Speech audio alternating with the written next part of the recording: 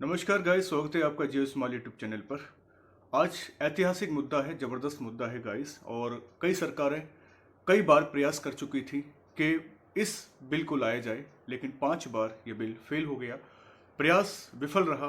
कई भारत सरकार ट्राई कर चुकी थी, लेकिन फिलहाल मोदी कैबिनेट ने इसको पास कर दिया गया और कल ही नई पार्लियामेंट में जोरों से और बहुमत के आधार पर ये पास कर दिया गया, लेकिन इम्प्लीमेंट नहीं हुआ, लागू नहीं होगा गाइस। लागू होगा 2026 के बाद। हम बात कर रहे हैं महिला आरक्षण बिल 2023।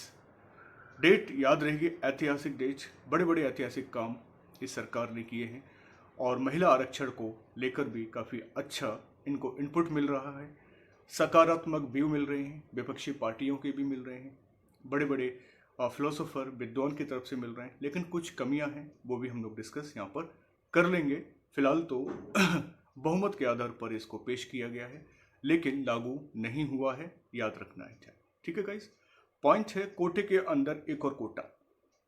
कोटे के अंदर एक और कोटा, क्या महिलाओं को आरक्षण बिल ये सकारात्मक दृष्टिकोण के रूप में दिखेगा या नकारात्मक के रूप में दिखेगा? इस पर बहुत सारे पॉइंट हैं। बड़े बड़े तुर्रम खान घर बैठ जाएंगे अगर ये सारी चीज़ें दुनिया में, मतलब भारत में इम्प्लीमेंट हो 2026 के बाद। तो तुर्रम खान जो भी MP MLA चुनाव लड़ते हैं, फिर वो महिलाओं को आगे रखकर चुनाव लड़ाएंगे गाइस, जैसे पंचायतों में देखने को मिलता है। ठीक है। बात है पुरानी संसद से नई संसद की तरफ।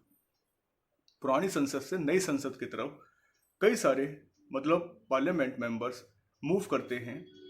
मतलब बिल्कुल दिखाया गया है कि पार्लियामेंट, ओल्ड पार्लियामेंट से निकलते हुए नई पार्लियामेंट की तरफ जाते हुए सांसदों को।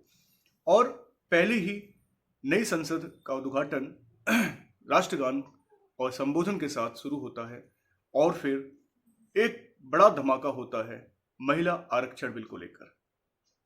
कहते हैं देश में भागीदारी सबसे ज़्यादा नारी है, नारी शक्ति है, इसलिए नारी शक्ति के आधार पर ही नारी शक्ति वंदन अधिनियम लाया गया।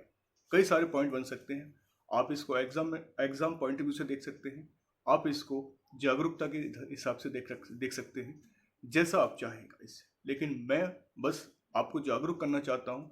देश के कुछ बिंदुओं, कुछ महत्वपूर्ण टॉपिक को लेकर आता रहता हूँ बार बार। तो बात यह है, नई संसद में नारी शक्ति सशक्तिकरण पर बल दिया गया और नारी शक्ति सशक्तिकरण को पास कर दिया गया। अर्थात 33% आरक्षण महिलाओं को, SC ST महिलाओं को यहाँ पर दिया गया है गाइस। बहुत बड़ी बात है। अगर हम बात करें SC की संख्या कितनी है लोकसभा में, तो हम बात कर सकते हैं कि लोकसभा में SC की संख्या है 84 और उसमें ST की संख्या है 47। ठीक है, 84 SC की है लोकसभा में और ST की है 47। अगर 33% आरक्षण होता है तो 84 में से लगभग 28 सीटें आरक्षण में चली जाएंगी और 47 में से तकरीबन 16 सीटें बैठेंगी, वो भी आरक्षण में महिलाओं में चली जाएंगी। मतलब आप समझिए 412 सीटों पर फाइट होगी। फिलहाल 543 हैं, तो 412 सीटों पर फाइट होगी, देखने को मिलेगी गाइस। ठीक है। तो ये बहुत बड़ा मूवमेंट है। और सामान्य OBC की अगर हम बात करें महिलाओं की, तो 137 सीटों पर फाइट मिलेगी। ओवरऑल बात करें तो 412 सीटों पर फाइट मिलेगी गाइस। ठीक है। ये तो मैंने डेटा बता दिया है, पॉइंट ऑफ व्यू कर दिया है, इंपोर्टेंस रहेगा। अब आरक्षण बिल, तो ये पॉइंट यहाँ पर नेगेटिव क्या आ रहा है? नेगेटिव आ रहा है कि आरक्षण बिल तो यहाँ पर बहुमत के साथ पेश कर दिया गया है, लेकिन लागू होने में 3-4 साल वक्त क्यों लगेगा? एक पॉइंट बता दूं मैं आपको। और विधानसभा चुनाव हो रहे हैं 5-6 राज्यों में और 2024 का इलेक्शन है लोकसभा का। तो यहाँ पर अभी फिलहाल अगर जीत भी जाते हैं तो फिलहाल अभी से लागू नहीं होने वाला कि 33% मिल जाएगा, 33% पार्टिसिपेट करेंगे महिलाएं। ऐसा नहीं है गाइस। ठीक है। ये 2026 के बाद ही लागू किया जाएगा। ठीक है। इस समय जो इलेक्शन हो रहे हैं इनका कोई मतलब नहीं है महिलाओं से। 33% मिलेगा 2026 के बाद। जो भी इलेक्शन होगा देश के अंदर, चाहे विधानसभा हो और लोकसभा का, तो आपको पता है वो 29 तक चला जाएगा फिर। तो 2026 के बाद ही ये काम होगा। पॉइंट है यहाँ पर कि ओबीसी महिलाओं को यहाँ पे जगह नहीं दी गई, ओबीसी के लिए कोई जगह नहीं है, अल्पसंख्यक महिलाओं के लिए कोई जगह नहीं है। यहाँ पर डिबेट काफी बना हुआ है। मल्लिकार्जुन खड़गे ने इसी बात को लेकर पॉइंट किया था। बाकी प्रशंसा सारी पार्टी के लोग कर रहे हैं कि ठीक है, जो बिल वर्षों पुराना फंसा हुआ था वो आज यहाँ पर पेश किया गया, लेकिन लागू नहीं हुआ। अब लागू होने में पॉइंट तो रहेगा गाइस, लागू होने में पॉइंट रहेगा। पॉइंट क्या रहेगा? क्योंकि मैक्सिमम पॉइंटों को कई लोगों ने, कई सरकारों ने काउंट किया है। मतलब जो राज्य सरकार है, राज्य सरकार जो विपक्षी पार्टी के लोग हैं, उन्होंने भी काउंटर किया है कि इस तरह का ना ही उसमें ओबीसी महिलाओं को आरक्षण दिया गया है, ना ही अल्पसंख्यक महिला को आरक्षण दिया गया है। और साथ में अगर बिल बनाना ही था इनको तो 2026 के बाद बना लेते या उससे पहले बना लेते।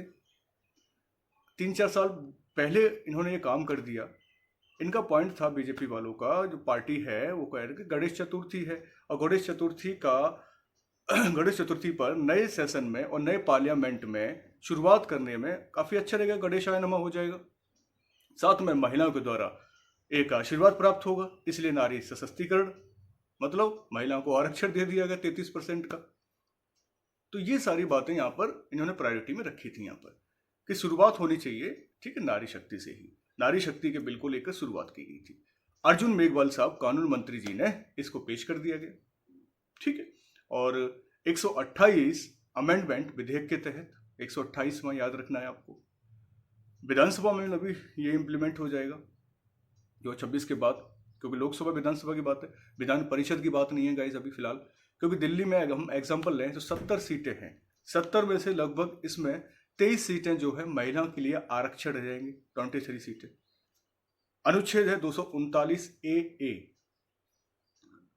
239 ए के तहत महिलाओं को 33% आरक्षण की बात, एग्जाम्पल में दिल्ली बताया, 70 में से 23 सीटें अभी इसमें लागू कर दी गई है विधानसभा, ठीक है, विधानसभा दिल्ली में गाइस। तो 239 ए हमारा आर्टिकल इसमें बन जाएगा, और 70 में से 23 सीटें दिल्ली विधानसभा की तरफ हैं गाइस। ऐसे ही हर राज्यों में अलग अलग है। जैसे मैं बताऊं, हिमाचल प्रदेश में सबसे कम सीटें हैं। हिमाचल प्रदेश में सीटें कितनी हैं? एक महिला विधायक है ओनली, सबसे कम भारत में है तो हिमाचल प्रदेश, ठीक है। बाकी वेस्ट बंगाल का अच्छा है, लगभग 13-14% महिलाएं वहां पर विधायक हैं। उसके बाद झारखंड है, यूपी, मध्य प्रदेश, ये हैं। कई सारी, अगर ओवरऑल देखा जाए राज्यों में, विधानसभाओं में 10% से भी कम महिलाएं विधायक हैं, और लोकसभा राज्यसभा की बात करें तो 15% से भी कम महिलाएं सांसद हैं। इस समय महिला सांसद 82 हैं गाइस, पॉइंट याद करना डेटा के साथ, भूल मत जाना। इस समय महिला सांसद, ठीक है, जो मेंबर ऑफ पार्लियामेंट वुमेन्स हैं वो 82 हैं करंट। जब ये 33% लागू हो जाएगा तो 181 बैठेगा। कैसे भी क्वेश्चन आ सकता है, जो हमारे कंपटीटर यंगस्टर देख रहे हैं, और जागरूकता के लिए आप लोग इस वीडियो को आगे शेयर करना है। 181 मेंबर हो जाएंगे 33% आरक्षण के बाद गाइस।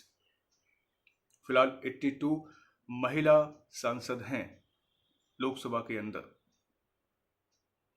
लोकसभा से जैसे ही वो डोर के अंदर आती हैं तो लोकसभा का जो डोर है उसे कहते हैं कर्म शक्ति, एक तो 3 डोर होते हैं, कर्म शक्ति, ज्ञान शक्ति और कर्म डोर, ज्ञान डोर और एक शक्ति, 3 डोर होते हैं पार्लियामेंट में। कर्म है वो राज्यसभा का डोर है गाइस। सेंट्रल हॉल की तरफ जब आते हैं सांसद तो वो जो डोर है वो ज्ञान का डोर है। और तीसरा है शक्ति। ये 3 डोर बनाए गए हैं पार्लियामेंट में, ट्रायंगल शेप है इसका।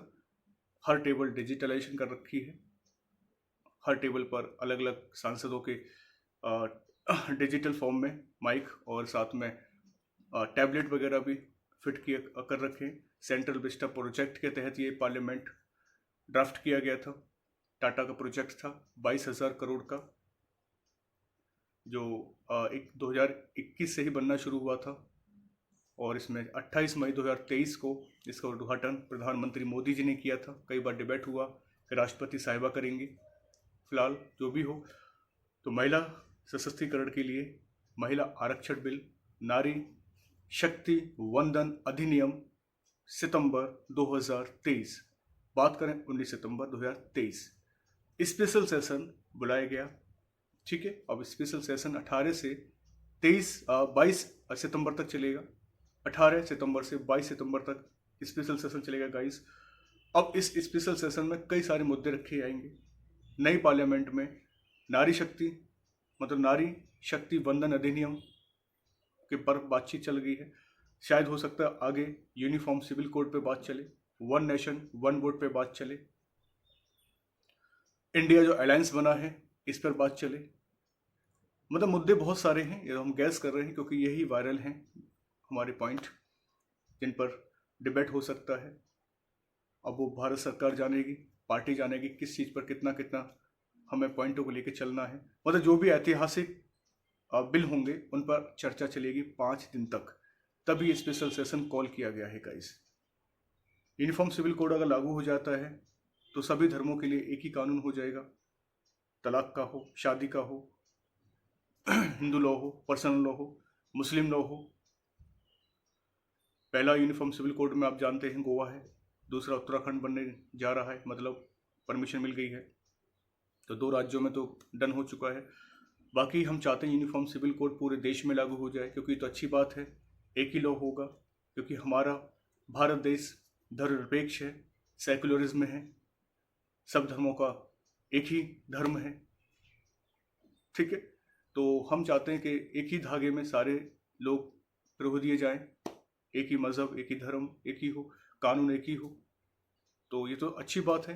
अगर यूनिफॉर्म सिविल कोड अगर पूरे भारत में आने की अगर चर्चा करें तो देश का विकास भी होगा, नैरो माइंडेड लोग दूर होंगे और एक कानून के तहत कई सारे कानून जो हैं कम होंगे।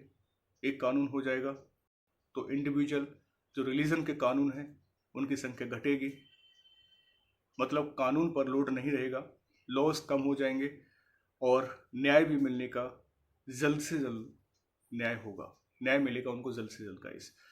तो फिलहाल यूनिफॉर्म सिविल कोड अगर आता है, मुद्दा गर्माता है, तो हो सकता है हो ना, तो सेशन में अगर अगला सेशन जब होगा, ठीक है, शीतकालीन सत्र चर्चा तो चलेगी इसकी, अगर फिलहाल नहीं चली तो फिलहाल तो नारी शक्ति का ही चला है। ठीक है, नारी शक्ति पर, तो नारी शक्ति पे गाइस बात हो गई है। नारी शक्ति वंदन अधिनियम 2023 पॉइंट बन सकते हैं आपके। ठीक है, महिला को आरक्षण मिला गया 33%, पहले सबसे पहले आरक्षण मिला है पंचायत में, तो पंचायत का तो मुद्दा पहले से ही है। बाकी ये आरक्षण मिला है लोकसभा और विधानसभा में सीटों का आरक्षण कर दिया गया है फॉर वुमेन्स के लिए गाइस। ठीक है, याद रखना है।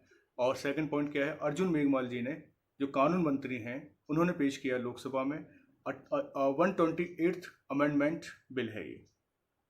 ठीक है, आर्टिकल नंबर, जैसे मैंने दिल्ली का एग्जांपल दिया, 239A के तहत ये विधानसभा में भी लोग, मतलब वहाँ की जो महिलाएं हैं उनको लिए भी रखा जाएगा गाइस। ठीक है, लेकिन ये जो है लागू हो जाएगा 2026 के बाद, लोकसभा की सीटों के परिसीमन के बाद तय किया जाएगा, क्योंकि फिलहाल लोकसभा में 888 सीटों को रखा गया है। अब 888 जो सीटें हैं वो कैपेसिटी है, मतलब लगभग मैक्सिमम कैपेसिटी 888 की है लोकसभा में।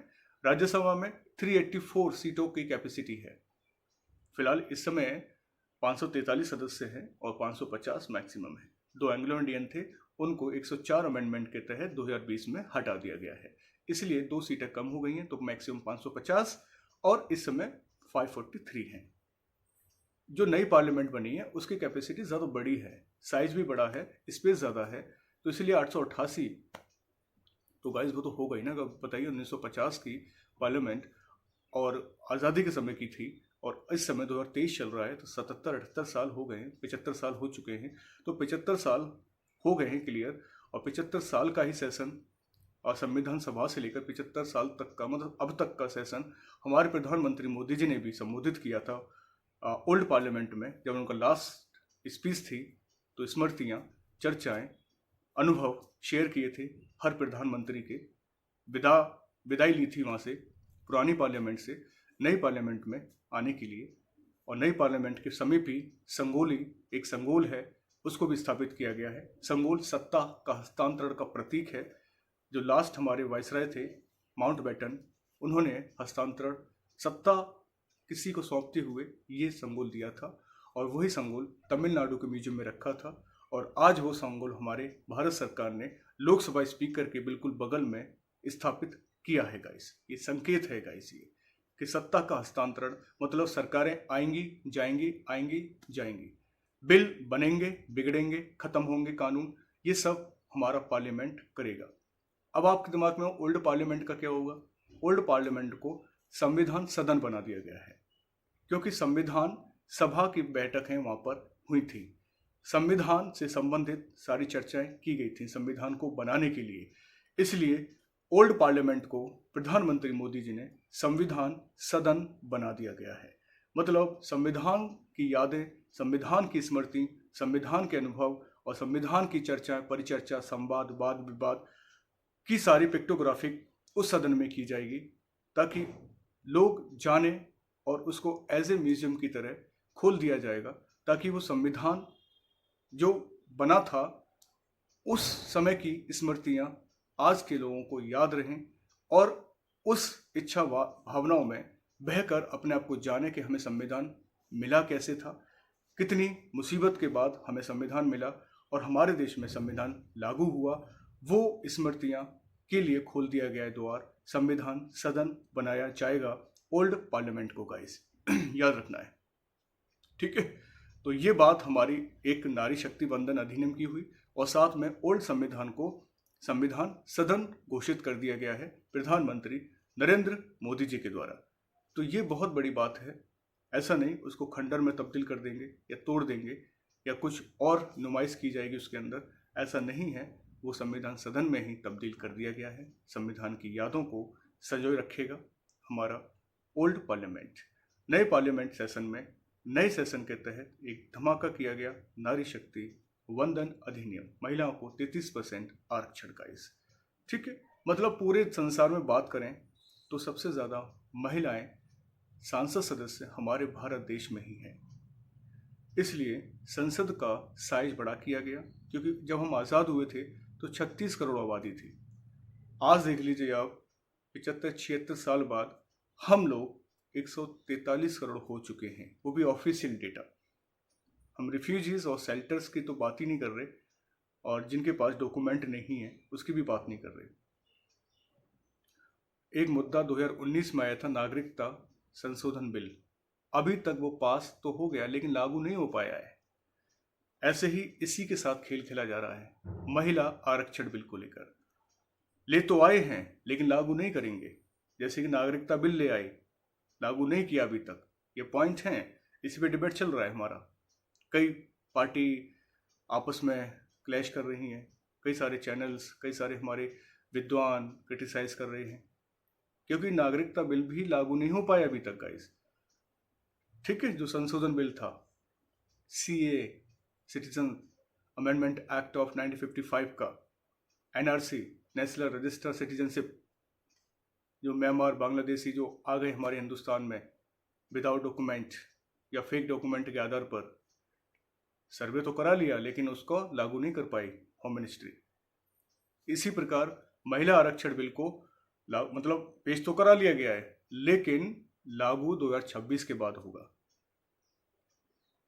ठीक है। तो ये कुछ पॉइंट्स मैंने रख दिए हैं, आप लोग थोड़ा ध्यान से स्पीच के, जो मेरी स्पीच है उस पर ध्यान दिया करें, ठीक है। इस तरह से जो कैंडिडेट्स हैं, यंगस्टर्स हैं, तो वो अपना देखा करें। जी इतना हार्ड नहीं है, सीक्वेंस बैठा के आप स्टडी करेंगे और डिस्कस करेंगे तो डेफिनेटली आप सक्सेस होंगे। कोई भी एग्ज़ाम हो आपको अच्छा लगेगा, बीट करने में आसानी रहेगी गाइस। किसी भी चीज़ को बर्डन के तौर से ना देखें, ठीक है। सीखें उसको और हमेशा सीखने पर जोर दें। अपने परिवार के साथ संवाद करें, बात करें, सम्मान की बात करें, ठीक है। तो अब देखते हैं नए सेशन में क्या रहेगा। मतलब एक सेशन तो पास हो गया है कल का 19 सितंबर का। अब आज 20 सितंबर में पार्लियामेंट में सेकंड डे और पार्लियामेंट, न्यू पार्लियामेंट का सेकंड डे है और सेकंड डे में भी आज धमाका होने वाला है और 22 सितंबर तक धमाके ही होंगे, ऐतिहासिक धमाके होंगे और जिन पर सहमति बनेगी। क्योंकि बीजेपी के पास बहुमत है, लबालब बहुमत भरा पड़ा है, तो डेफिनेटली वो अपने बहुमत का फ़ायदा उठाएगी और सारी चीज़ें पेश कर ले जाएगी और पास कर ले जाएगी गाइस। लागू होगा या नहीं होगा वो आगे देखा जाएगा, क्योंकि इस समय 5-6 राज्यों में विधानसभा चुनाव हैं और 2024 का भी चुनाव है। इसलिए सरकार पर बहुत सारा प्रेशर है, बहुत सारा बर्डन है हाई कमान पर। वो कैसे अपने आप को अपडेट करें, विभिन्न राज्यों में जाकर अब ये रैली को संबोधित करेंगे, रैलियों में लोगों को लुभाएंगे, एक दूसरे की बुराई करेंगे, आलोचना करेंगे, फिर आगे ये अपनी सरकार को बनाने में सक्षम होंगे या नहीं होंगे, ये अगले समाचार में हम लोग आपको बताएंगे। सेकंड सेशन में क्या होगा, आज कल क्या होगा, परसों क्या होगा, धीरे धीरे हम लोग आपको इस चैनल के माध्यम से बताते चले जाएंगे गाइस। ठीक है, अपने आप को अपडेट करते रहिएगा, न्यूज़पेपर प्रॉपर तरीके से पढ़िएगा, क्योंकि आपके पास ज्ञान है तो आपके बच्चे भी आपसे सीखेंगे, आप बताएंगे उनको, बैठाएंगे। इसलिए मैक्सिमम बच्चों को सोशल मीडिया से दूर रखें, सिर्फ कंटेंट पे ध्यान दें, जो बातें हमारी सरकार की चल रही हैं और हमारे कंपटीशन में जो फॉरम निकले हैं उस पर भी ध्यान दें। पढ़ाई को सिलेबस की तरह करें और जो भी बातें आपके सामने समझ में आ रही हैं उसको जागरूकता के रूप में लेते चले जाइए। आपके सारे क्वेश्चन, सारे डाउट सॉल्व हो जाएंगे गाइस। ठीक है, तो महिला आरक्षण के बिल से रिलेटेड ये कुछ मैंने पॉइंट रखे हैं, बाकी देखते हैं आगे क्या कौन सा बिल पास होगा, उस पर हम लोग डिबेट करेंगे। ठीक, बात बताएंगे। ठीक है गाइस, अपना ख्याल रखिएगा। नमस्कार, जय हिंद, जय भारत।